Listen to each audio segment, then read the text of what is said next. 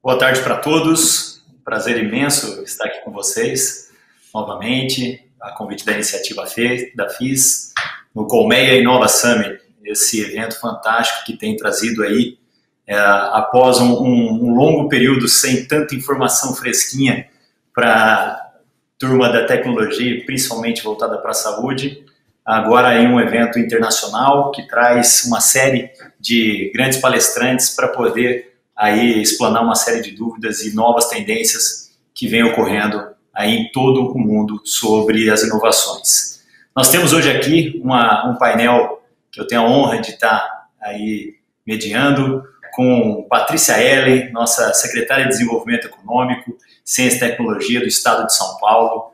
Um prazer imenso, Patrícia, estar aqui contigo. James Linehan, que é o Head de Business Development e Commercial Excellence na Roche. Muito obrigado também, James, por sua presença. E Katia Hancock, que ela é diretora da rede de investidores Startup Health. Então, um prazer imenso também estar aqui contigo, Katia, muito obrigado.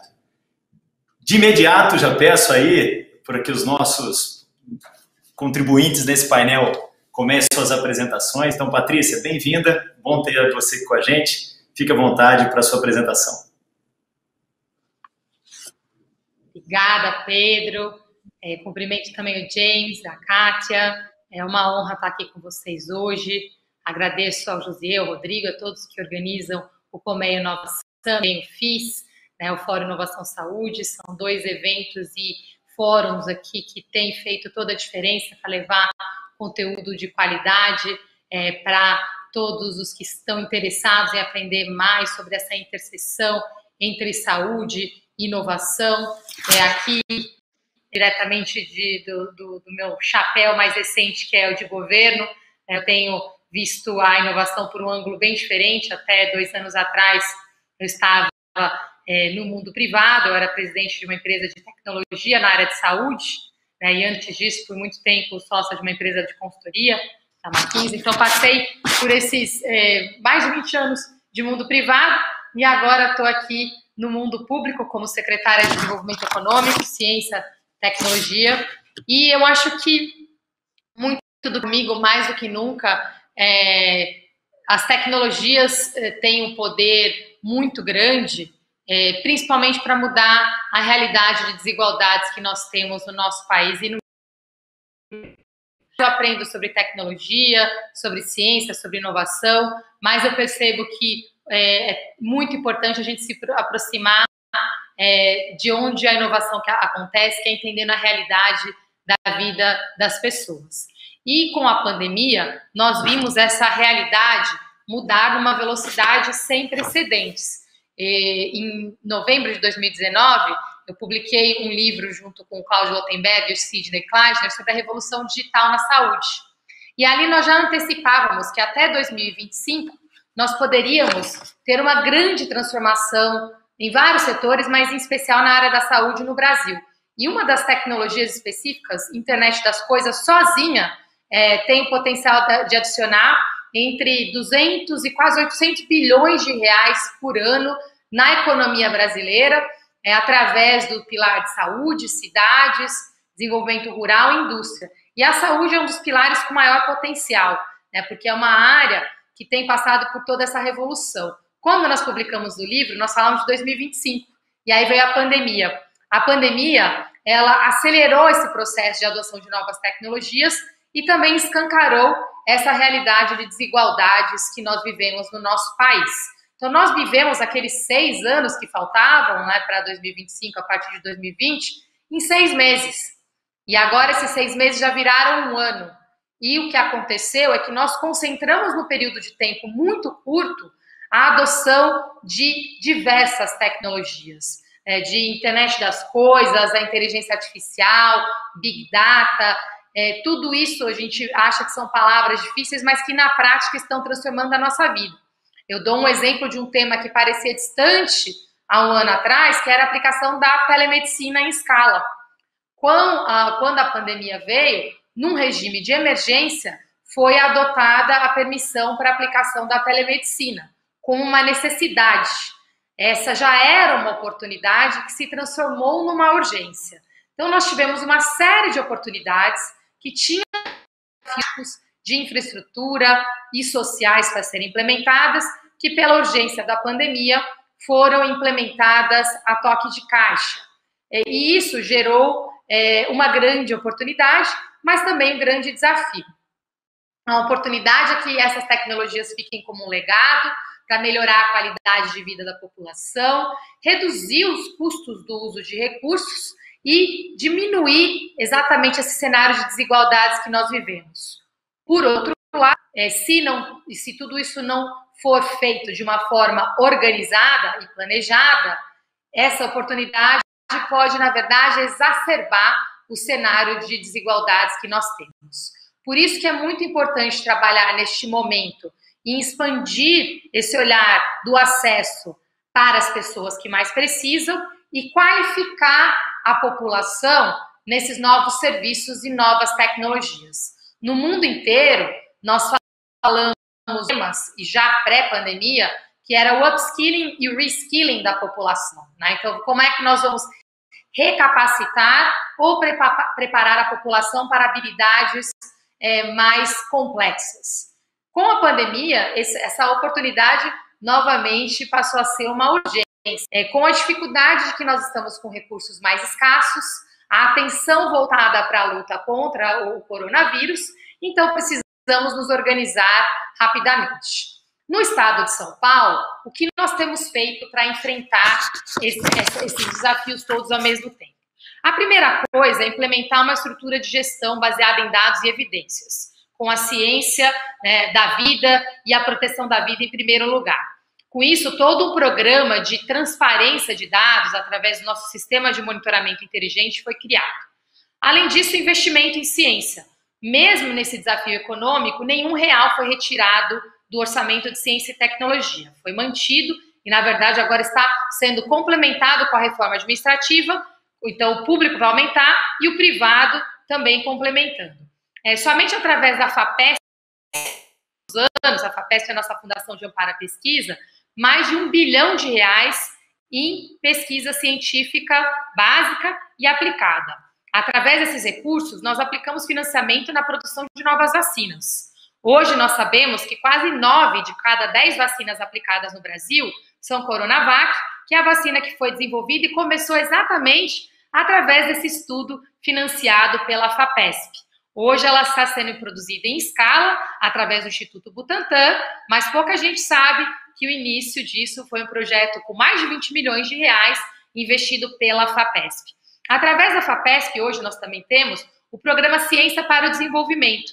Mais de R$120 milhões já foram colocados no final do ano passado, num primeiro edital para investimento em projetos de melhoria de serviços públicos através da iniciativa privada. Então, com institutos, universidades, empresas e startups, trabalhando junto com o governo para exatamente lidar com grandes desafios públicos. 120 milhões em 8 grandes projetos hoje, sendo que mais da metade deles são na área de saúde. Nós também lançamos o Centro da Quarta Revolução Industrial, em parceria com a para estudar novas aplicações de internet das coisas.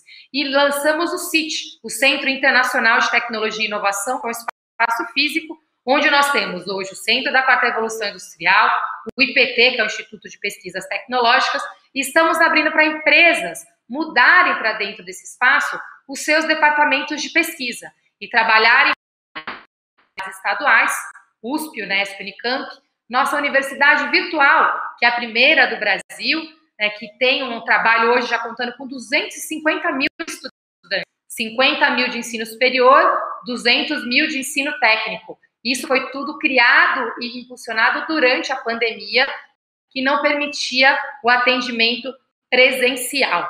Para finalizar, nós estamos agora trabalhando com o IdeaGov, que é um programa de contratação de startups para a solução de problemas e desafios de governo. 9 soluções estão sendo testadas hoje em ambientes reais, no Hospital das Clínicas, em uma série de espaços de governo. Nós temos ainda muitos desafios pela frente. Eu dei exemplos do que está acontecendo, mas, como eu disse, nós vivemos 6 anos em 6 meses, que agora viraram 12 meses. Temos grandes desafios pela frente, mas também grandes oportunidades.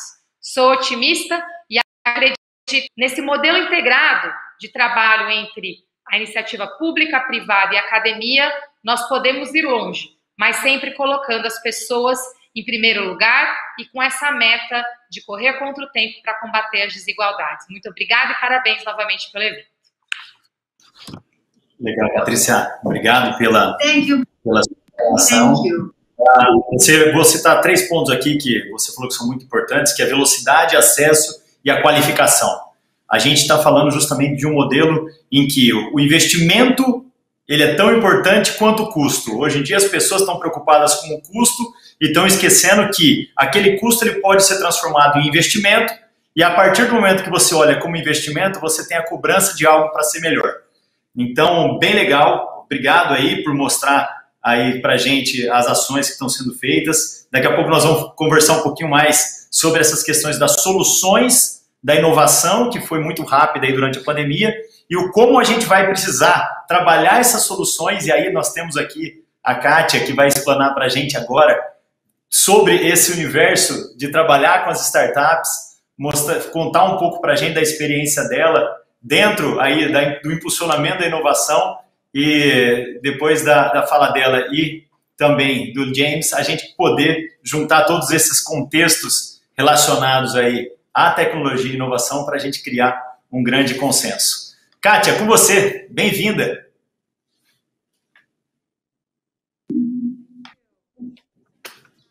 Obrigada, muito obrigada pelo convite. Vocês estão ouvindo bem? Eu estou muito feliz em estar aqui com vocês. Eu estou em Berkeley, na Califórnia, representando o Hemisfério Norte e muito honrada em fazer parte do seu evento hoje. Eu vou contar um pouquinho sobre a Startup Health, porque nós lançamos essa empresa há uma década para atender a saúde na nossa área. É a missão da nossa empresa. Ela foi inaugurada com a missão para melhorar a saúde e bem-estar de todos no mundo.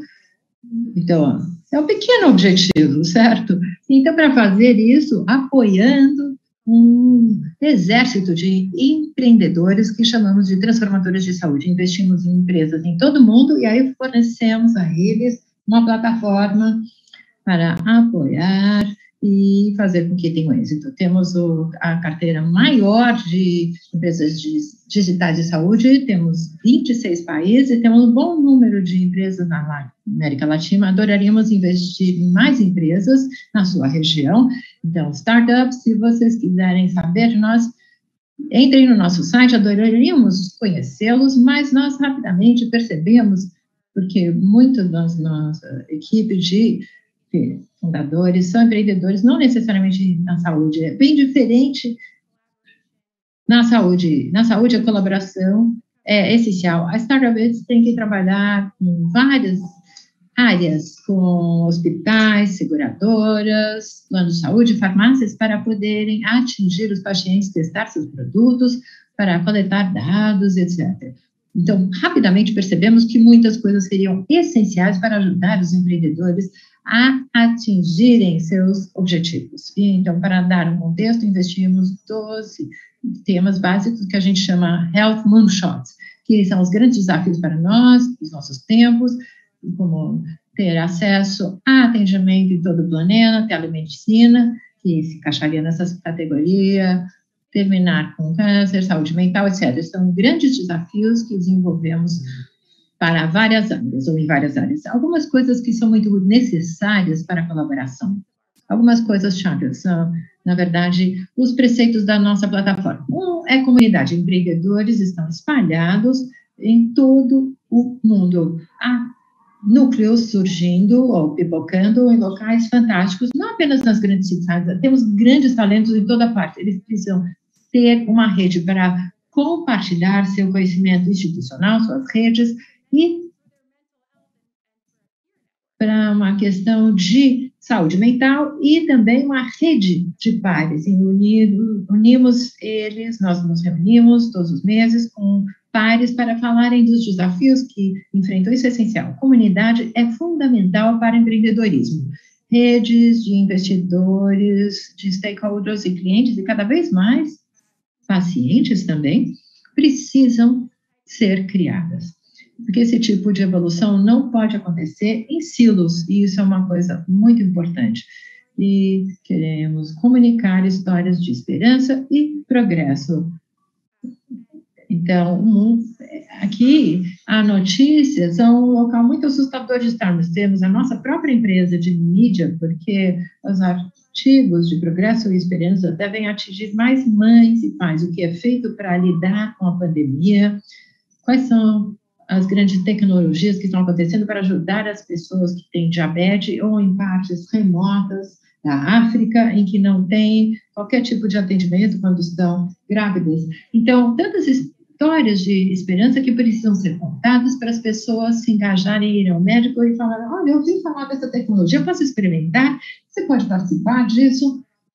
As pessoas precisam ter muitas oportunidades para participarem. Essa é a quarta categoria. Historicamente, empresas de capital de risco, grandes empresas, têm feito todo o financiamento na saúde digital. Então, temos aqui a fundação de grandes, e na versão são organizações mais ricas que estão direcionando todo o financiamento, mas na saúde, os pacientes, as famílias, médicos, são fundamentais, são uma grande parte da história e devem ser capazes de se envolver. Portanto, estamos trabalhando arduamente para ajudar a nossa mídia, nossos conteúdos a atingir as pessoas do dia a dia. Também lançamos uma família de fundos para ajudarem a todos, para democratizar a capacidade de investir nesses health moonshots, ou nesses shots pequenos de saúde. Então, mudando um pouquinho a dinâmica de poder para a pessoa, do dia a dia, poder participar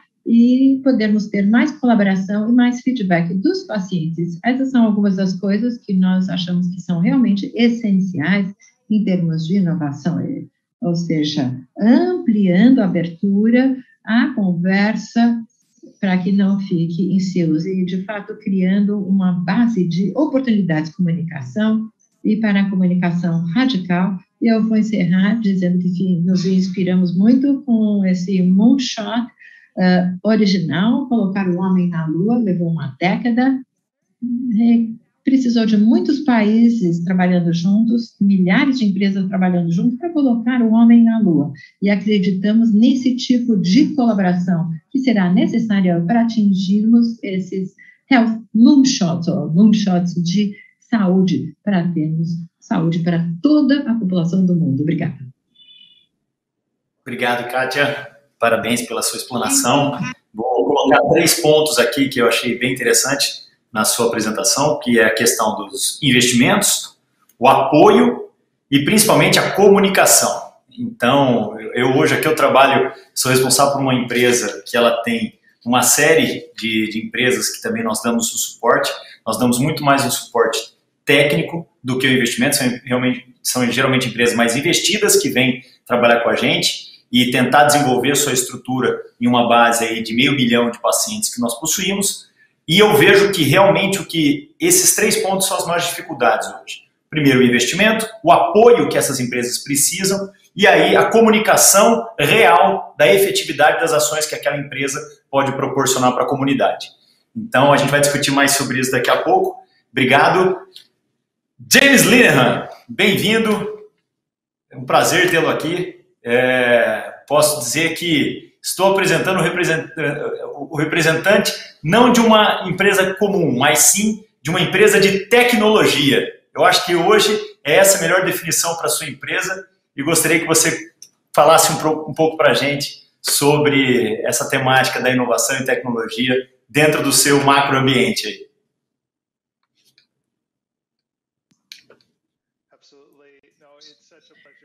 Claro, é um prazer enorme estar aqui, é uma honra para fazer parte deste painel. Kátia, obrigado pela sua apresentação. Precisamos de empreendedores, precisamos de startups, precisamos dessa inovação para chegarmos. E a secretária Patrícia, é um grande prazer de tê-la aqui. Você tem sido uma parceira tão grande do Estado de São Paulo, o governo do Brasil tem sido parceiros maravilhosos aqui. Temos a colaboração da vida, não é, nesses momentos, com a pandemia do coronavírus. Se não trabalharmos juntos, não teremos êxito.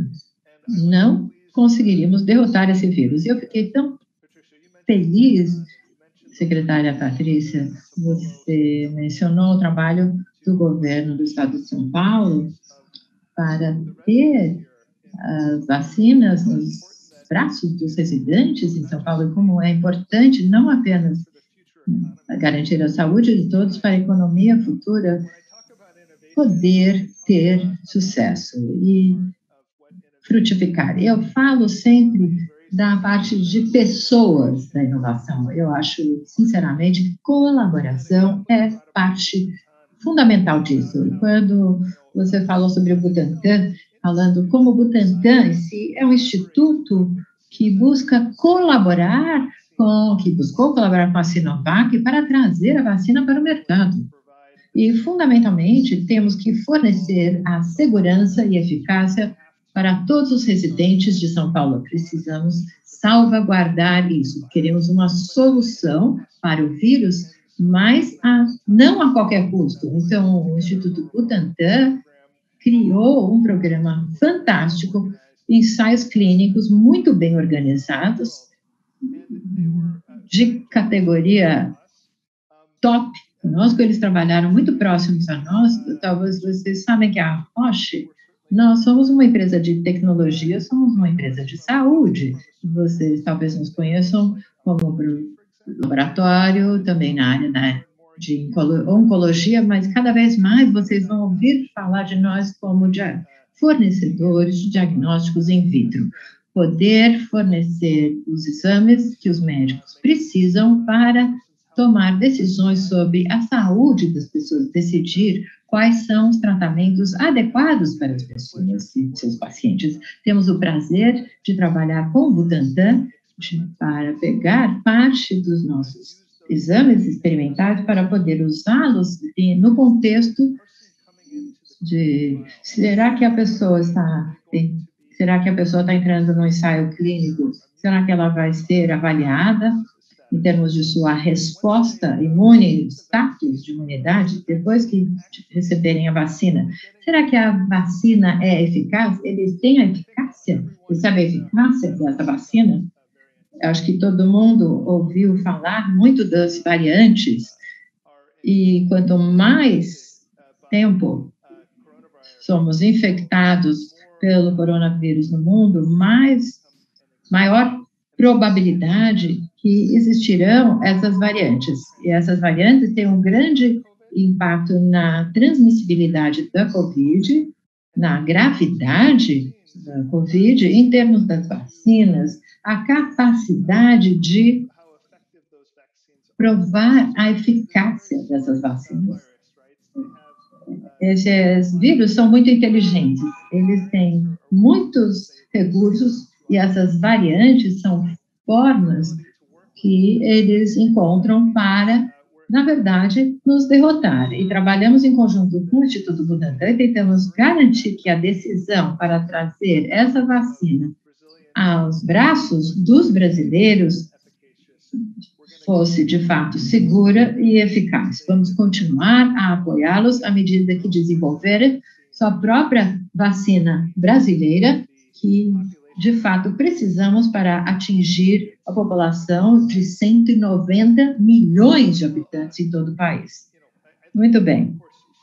Eu gostaria, claro, queria garantir de mencionar esse ponto. Uma coisa pela qual eu sou apaixonado, que eu gostaria de compartilhar com vocês, é que a inovação exige algumas condições muito importantes para existir antes, de fato, poder prosperar. Podemos falar muito dos fatores mais difíceis, digamos, dinheiro e os investimentos.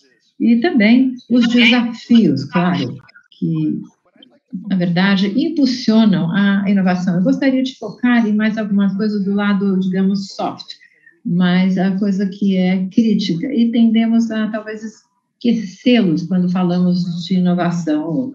Primeira coisa é ter aqui uma estrela guia para a inovação. Quando falamos de inovação na saúde, falamos da vida das pessoas, falamos sobre como a saúde da sociedade está.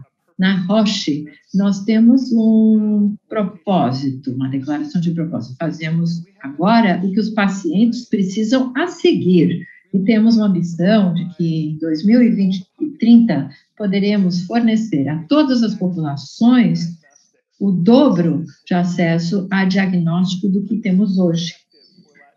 Colocando isso em perspectiva para a América Latina, nós temos 140 milhões de pessoas que não têm acesso a atendimento primário. O Brasil fez grandes avanços, mas sabemos que temos pontos de acesso, especialmente nas áreas rurais e mais remotas, em que esse tipo de diagnóstico simplesmente não é ou não está disponível. Então, nossa visão é que possamos conseguir aumentar drasticamente esse acesso, aumentando o diagnóstico, porque acreditamos que poder diagnosticar um paciente precocemente e com exatidão é uma das bases da medicina. Ser capaz de saber onde estão e que tratamento vão precisar, isso, na verdade, cria a base para todo o resto da conduta médica. A segunda coisa que eu gostaria de falar é sobre valores e cultura. Nós temos os nossos valores e é assim que agimos, é sobre ser apaixonados. Trabalhamos todos os dias com muita paixão para fazer uma diferença. Eu acho que para o meu painel, se eu puder falar com vocês, eu acho que lidar com a pandemia e passar pelo dia a dia, da vida do dia a dia, é muito difícil. Eu acho que todos vocês concordariam que nós sentimos um sentido de propósito, que o que estamos fazendo na inovação, na saúde, vai superar esse vírus. Então, paixão é fundamental, mas sem coragem não temos nada. Então, precisamos ser capazes de arriscar, precisamos ser capazes de, numa grande empresa, vejam, frequentemente o sentimento de ser contra o avesso a risco.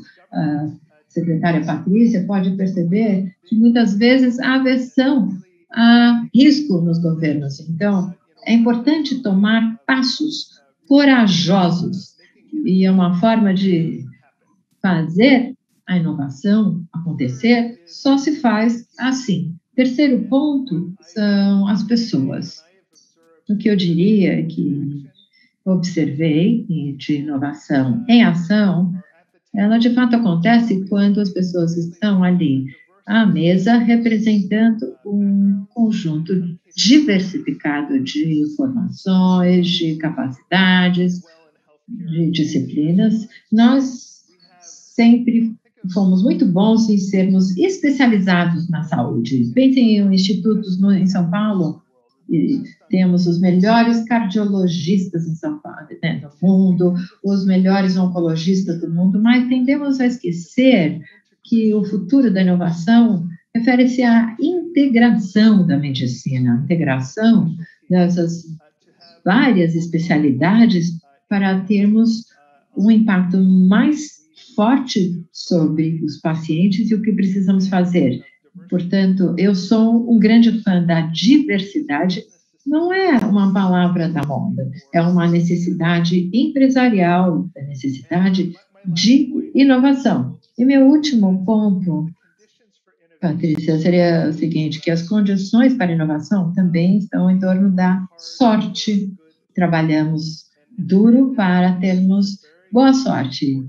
E aqui o acaso é um conceito muito importante. Então, para todos vocês, inovadores, que estão nos ouvindo, Obviamente, vocês precisam ter uma estrela guia, precisam ter uma cultura e trazer diversidade, mas vocês precisam saber quando atuar, agir, quando, na verdade, trazer a inovação à tona. E se você tiver uma boa noção disso, você vai ter a paciência, a determinação de fato, ver através do que é uma ideia ótima e tê-la implantada para a saúde da nossa população.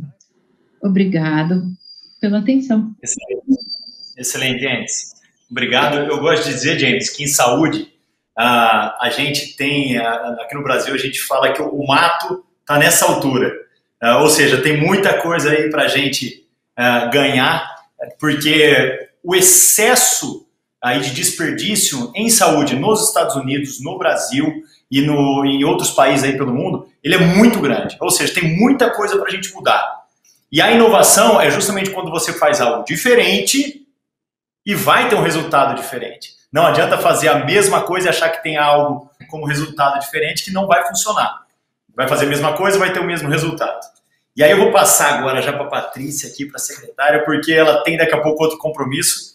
Então, secretária Patrícia Ellen, olha que interessante. A gente falou, você explanou muito bem sobre os novos modelos que o governo do estado de São Paulo hoje conseguiu colocar, principalmente, e otimizar com os mesmos recursos que já vinham sendo colocados lá atrás, mas nesse momento que a gente foi tão impulsionado a utilizar a tecnologia com distanciamento social e principalmente novos modelos que foram chegando, principalmente de fora do país e até de empresas que estavam aqui dentro do país, qual que é, você que veio aí do mercado, você era a responsável aí por uma das maiores consultorias aí do país, qual que é a grande característica de controle para que esses investimentos sejam colocados na mão das pessoas adequadas, que essas situações que estão sendo desenvolvidas e essas inovações realmente possam ser utilizadas na sua plenitude para toda a população, vamos dizer assim.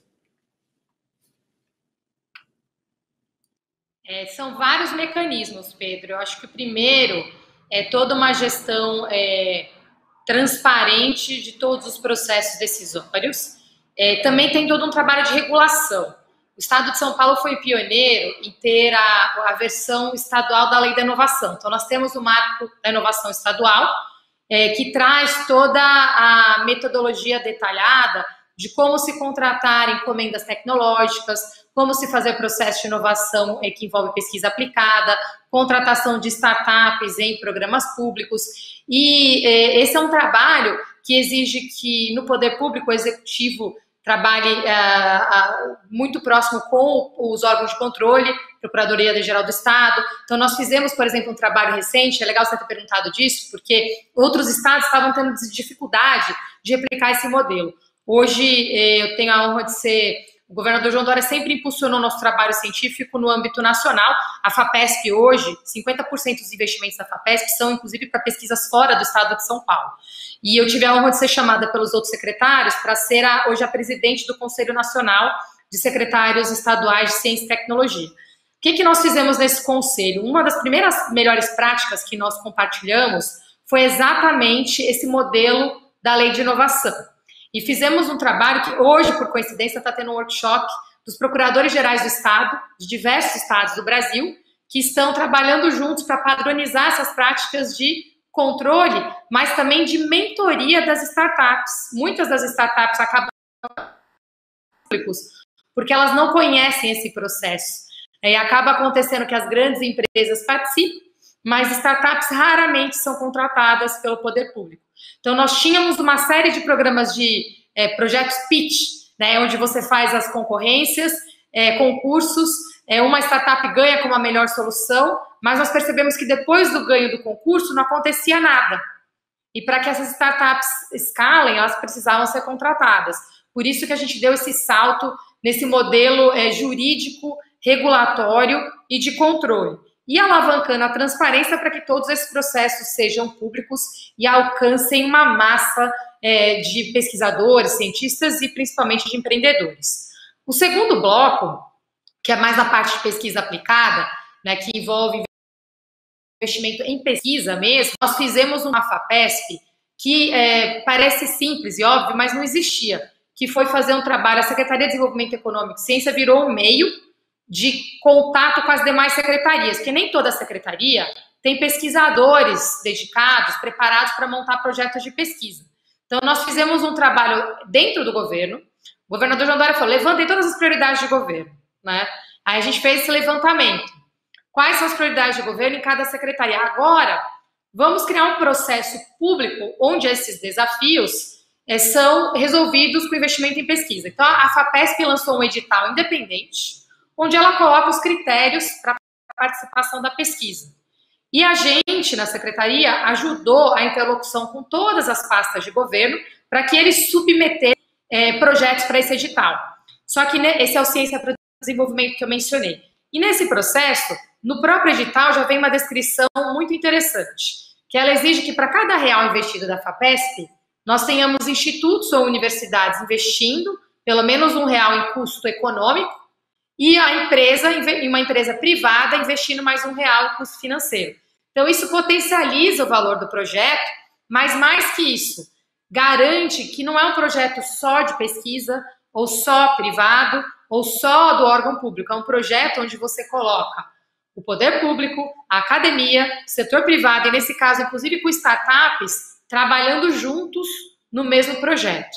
Então, esses são os dois modelos bem concretos, e o controle ele é muito grande e é completamente transparente. Começa nos critérios do edital, depois na avaliação, na seleção, no monitoramento do impacto, e já garantindo que esses atores trabalham juntos. Além disso, todos esses trabalhos são também auditados por órgãos de controle. Então, o Tribunal de Contas, a Procuradoria, aí depois disso o controle que não falta. Mas eu acho que o controle mais importante é o controle do impacto e a garantia que esse investimento é potencializado e que esses atores trabalham juntos. Sendo assim, a gente pode ter mais confiabilidade de que mais empresas e mais startups possam ter acesso a esse modelo de investimento.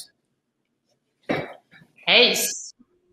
Maravilha. Patrícia, eu sei que você tem compromisso aí. Queria te agradecer em nome do FIS, em nome do Colmeia Summit. Tá? Parabéns pelo seu trabalho, pela sua história. Bom te rever. Se cuide. Obrigada, Pedro. Obrigada, James. Kátia, é uma honra estar aqui com vocês. E deixo uma última provocação que mais que nunca está no momento da gente mostrar o valor do investimento em ciência e tecnologia. Eu percebo que em tempos os cursos estão escassos, há uma tendência de valorizar custeio, OPEX, e esquecer o valor real do CAPEX, principalmente na área de pesquisa. A gente está fazendo estudos nessa direção e fica o convite aqui para a gente unir esforços nessa direção. A gente está mostrando o valor de investir em vacinas agora, o valor de investir em tecnologia. Lembrando que o Brasil hoje reduziu o orçamento de pesquisa e tecnologia para 1/3 do que ele era em 2019. Então, a gente está num momento de grandes desafios e a gente precisa mostrar com dados e fatos que vale a pena investir. Obrigada e um bom final de evento para vocês. Obrigado. Bom, aproveitando então o ensejo que a secretária Patrícia Ellen colocou para a gente agora no finalzinho, eu já vou aproveitar, Kátia, e te perguntar, com o investimento sendo conduzido, com uma organização sendo colocada para uma startup, eu, como quem precisa dessa tecnologia da startup hoje, eu vejo uma situação que o mercado acaba dificultando um pouco para a startup, que é justamente a integração do dado. O que na sua visão, o que na sua capacidade aí, como um grande hub para startups, vocês hoje orientam principalmente quando a gente vai desenvolver uma startup para a saúde? Então eu tenho um sistema de verificação de diabetes que eu consigo verificar mundialmente, globalmente, os pacientes que estão com alteração de glicemia. Mas esse dado, ele chega para a gente de uma maneira. E aí, como é feita a orientação hoje, principalmente de vocês que são um grande hub, para que as tecnologias sejam desenvolvidas em padrões de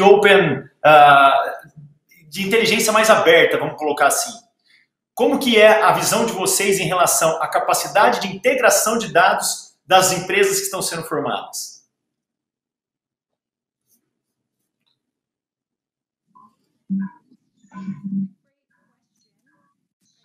É uma ótima pergunta. Eu acredito que depende do estágio da empresa. É muito difícil, num certo estágio, para as empresas levantarem recursos antes de terem os dados. É aquela questão no cenário de quem vem primeiro, o ovo ou a galinha. Investidores dizem, voltem para nós quando tiverem mais dados, aí eles dizem, precisamos de investimentos para termos os dados, então fica esse problema constante. Felizmente, há um aumento de investidores semente, somos investidores semente, mas é uma coisa que está crescendo no mundo de investidores, mas nós certamente treinamos as nossas empresas nessa área, no sentido de que para terem êxitos, para terem bom relacionamento com clientes, para terem aqui recursos, é preciso ter clareza, mesmo se você não tem, digamos, o conjunto total de evidências, que tipo de feedback inicial você tem. Uma das melhores empresas que nós vimos tendo êxito são aqui maníacas em relação a feedback e dados, reinvestindo nos seus clientes e seus produtos baseados nisso. Então, de fato, é fundamental para um nível de uma empresa única, de um nível mais elevado de gestão de saúde. Você, de fato, não pode fazer nada sem dados.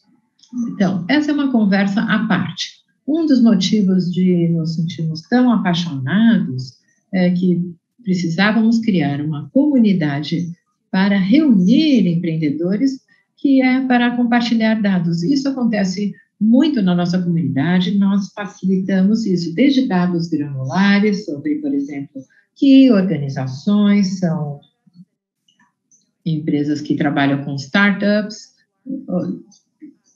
e há uma escala bem maior em termos de datasets. Temos uma empresa chamada Cardigo Health, que é uma plataforma para outras startups, para terem, por exemplo, prontuários de pacientes nos Estados Unidos usando apenas o nome e data de nascimento dos apps, podem obter esses dados identificados. É uma categoria que é essencial e que também está crescendo de várias formas muito interessantes neste momento. Excelente, Kátia. Obrigado. James, está me escutando? Eu vi que o James colocou a foto dele aí. Senão eu volto com a Kátia para discutir um pouco mais. Acho que o James caiu, não tem problema. Então eu e a Kátia vamos conversar um pouco mais justamente sobre esses modelos relacionados ao desenvolvimento das startups. Kátia, há algum tempo a gente criou aqui em São Paulo, tá, um Health Data Lab, justamente para que essas empresas pudessem, aí, de maneira segura. O Brasil passou agora, nos últimos meses, pela introdução da sua Lei Geral de Proteção de Dados, tá? E isso trouxe mais segurança, e se por algum lado alguns enxergaram isso como uma dificuldade para o desenvolvimento de tecnologia, nós enxergamos como uma capacidade de realmente ter o acesso preciso e muito mais assertivo a esse dado, de maneira que você compreende as responsabilidades de cada um dentro do setor. Dessa maneira, na hora que eu trago hoje uma empresa para dentro daqui da Prevent Senior, para que eu possa desenvolvê-la como startup, ela pode ter acesso a uma base muito ampla aí, que eu, como eu comentei, de 500 mil de clientes. Tem o investimento, temos a base de dados e aí temos a organização. Na sua visão, dentro de uma startup, ainda há uma necessidade dela ter uma amplitude vasta de funcionários e principalmente aí membros para que ela consiga se desenvolver, ou tudo está muito mais pautado na eficiência operacional de cada um dos membros que estão ali ajudando a desenvolver aquela empresa? Ela precisa trazer assessores, ela precisa trazer consultores, ou dentro do modelo que vocês trabalham, vocês conseguem colocar isso para uma startup que possa ter ali, por exemplo, 10 integrantes e a partir daqueles 10 ela consiga desenvolver algo com um investimento já adequado e com dados que forneça isso para ela. No seu ambiente, isso é possível desenvolver ou ela precisa ainda procurar atrás? Porque no Brasil, tá, a maioria das startups precisam se desenvolver por si só. São poucos os hubs que conseguem dar uma amplitude maior aí de capacidade de desenvolvimento para as startups. Até porque todo mundo vai te conhecer aqui, Kátia, todo mundo vai atrás de você depois desse evento, tá? Pode se preparar.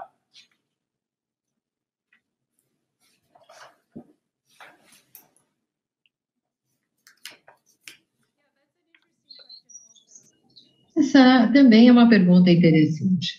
Na nossa organização, nós somos uma plataforma de inovação, investimos nas empresas e ajudamos elas a terem sucesso. Não fazemos o startup das empresas do zero. As empresas, depende delas criar a equipe, produtos, terem a escala. Fornecemos a infraestrutura para ajudá-los a fazer isso. Então, na verdade, não somos um braço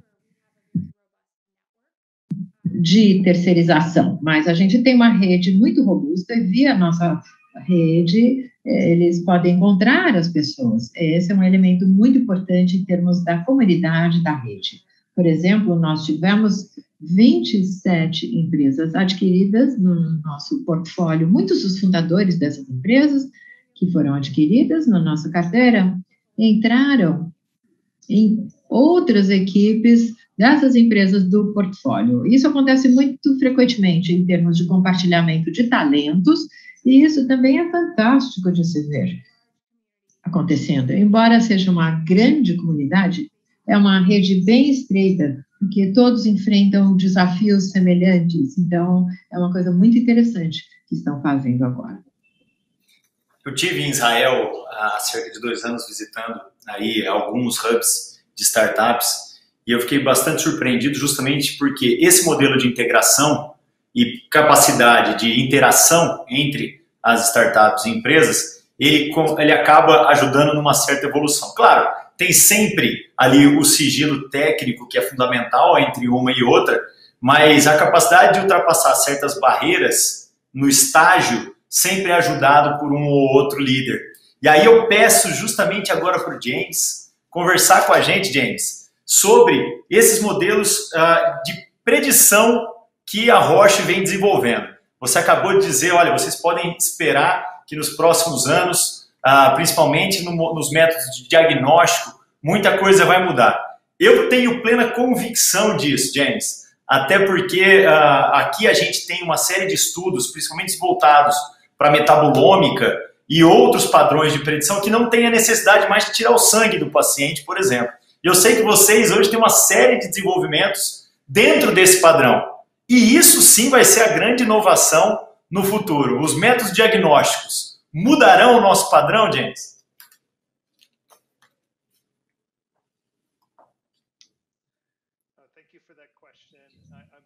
Obrigado por essa pergunta. Me desculpem, não consegui ouvir a resposta da Kátia. Parece que tudo fugiu do controle, tudo é tão importante para a saúde de nossos pacientes. Mas veja, a sua pergunta me faz refletir um pouco sobre as limitações, as maiores limitações que enfrentamos na implementação da inovação, que é frequentemente sobre não ter o foco correto sobre o paciente e, de fato, sobre como não apenas inovamos a tecnologia, mas como inovamos a implementação da tecnologia. São coisas que frequentemente são perdidas no meio do caminho. Em relação à sua questão sobre ver coisas que estão aqui no horizonte, que são novas inovações, coisas como algoritmos ou diagnóstico, ou biomarcadores diagnósticos, talvez não químicos, mas talvez sejam eletrônicos ou digitais. Eu gostaria de compartilhar com você um exemplo disso. Eu vou fazer isso porque, pelo menos nos Estados Unidos, não sei muito do Brasil. Então, esse fim de semana, a gente tem Dia das Mães, né? As mães, nossas mães, claro, são muito importantes para nós. Quando pensamos na saúde delas e das mulheres na sociedade, a realidade é que câncer de mama, de longe, é o maior em termos de incidência e em termos de mortalidade, especialmente vindo da América Latina, que tem uma taxa muito alta. Há muitos problemas de por que essa mortalidade é tão alta. Nós temos que reconhecer que há, de fato, muitos tratamentos bastante bem estabelecidos, que já existem há algum tempo, mas também novas opções que chegam ao mercado todos os anos. O problema real que vemos é o tempo de diagnóstico. Nossas mães perdemos o áudio do James. O James, eu acho que travou a internet dele, não tem problema. Daqui a pouquinho a gente volta com o James de novo. E eu vou contar para vocês um pouco. Voltou, James. Então, a mortalidade é tão maior.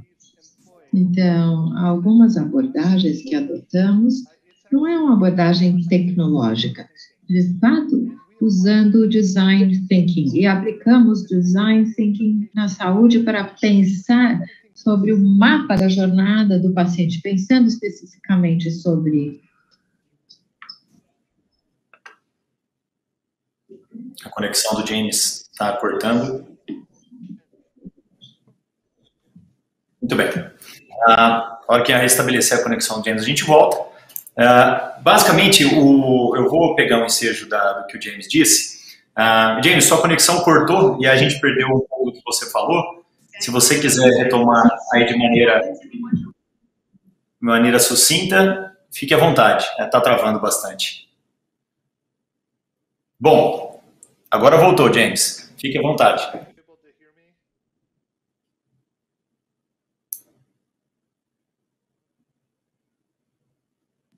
Vocês conseguem me ouvir? Conseguimos. Agora estamos ouvindo bem.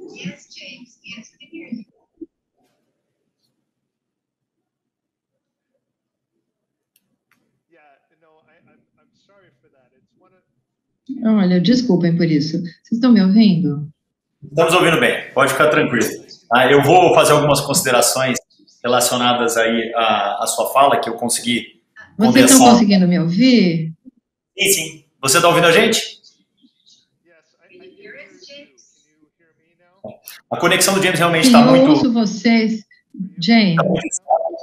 Então eu vou puxando por aqui e aí a gente vai sintetizando. Dentro da questão, principalmente de tecnologia e de padrões de diagnóstico, que eu estava comentando, existe um fator bem interessante nos últimos anos, principalmente, que são justamente os padrões de algoritmo que estão sendo desenvolvidos. Hoje, e aí é muito interessante do que a gente falou, de integração de dados, de otimização de modelos, de velocidade do entendimento do que está sendo feito aí nos sistemas de tecnologia, uma vez que a gente precisa evoluir dentro dos nossos padrões de diagnóstico.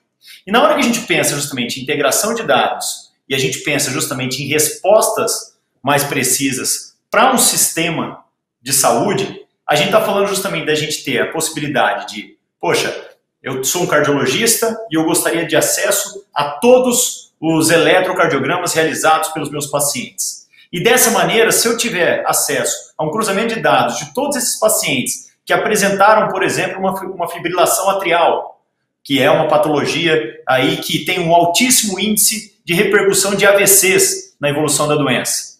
E essa fibrilação atrial, eu consigo enxergar os pacientes que estão ali já com um padrão de tratamento, com uma anticoagulação correta.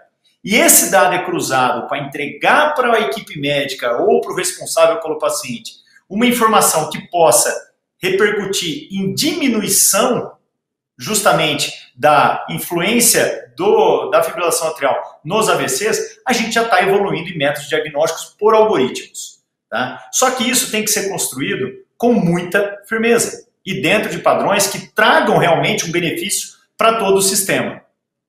A Roche, a grande aqui com a Roche também, e basicamente são esses modelos que hoje, claro, muito mais focados em padrões que já existem e que são entregues no dia a dia para os sistemas de saúde, só que esses dados estão sendo perdidos. Eles não estão sendo utilizados da maneira como poderiam. Então, compreender esse formato, compreender a velocidade das doenças, a velocidade das ações e melhorar ainda mais as inovações de maneira que situações novas possam ser conduzidas é o grande padrão que temos que conduzir daqui para frente. Diante disso, eu gostaria de chamar a Kátia para suas considerações finais. Kátia, o que você poderia deixar-nos aí dessa última hora que discutimos aí sobre inovação, ciência de dados, modelos, principalmente de suporte às startups? Qual que é o seu anseio, qual que é a sua vontade e do que aconteça para o nosso desenvolvimento da inovação nos próximos meses e anos?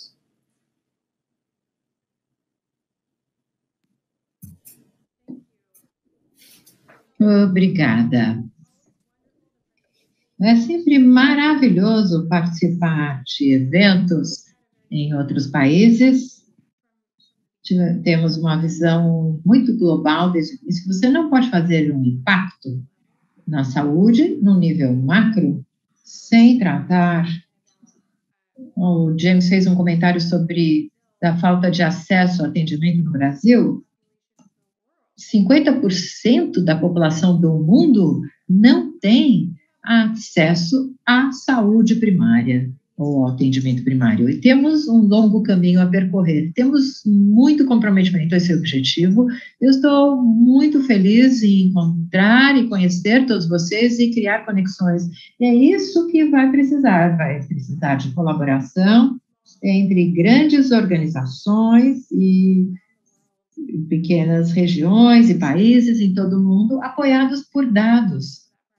Como falamos hoje, para fazer com que tudo seja conectado. Então, muito obrigado por terem me convidado hoje. Estou inspirada pelo trabalho que todos vocês estão fazendo. Estou ansiosa para manter contato. Bom, fiquem à vontade, então. Aí temos os contatos da Kátia nas informações da palestra, do Colmeia Summit. E, James, suas considerações finais sobre a inovação, sobre o que a gente vive hoje no nosso mundo, não é nem mais somente em relação às situações que a gente está esperando mais do que vai acontecer nessa sua visão. Fique à vontade, James.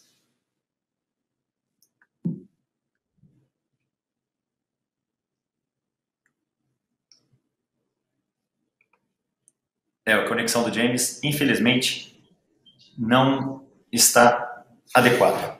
Bom, queria agradecer novamente, então, ao FIS, queria agradecer ao convite pelo Colmeia Summit. Estivemos aqui com a secretária Patrícia Ellen, com o James Linehan, Head de Business da Roche, e com a queridíssima Kátia Hancock, que foi aí de uma dedicação ímpar na nossa palestra, na nossa mesa redonda. Eu sou o Dr. Pedro Batista, sou diretor executivo da Prevent Senior e desejo a vocês uma ótima semana e estamos sempre à disposição aí. Um grande abraço a todos e parabéns pelo evento, ao FIS e à Colmeia Summit. Grande abraço.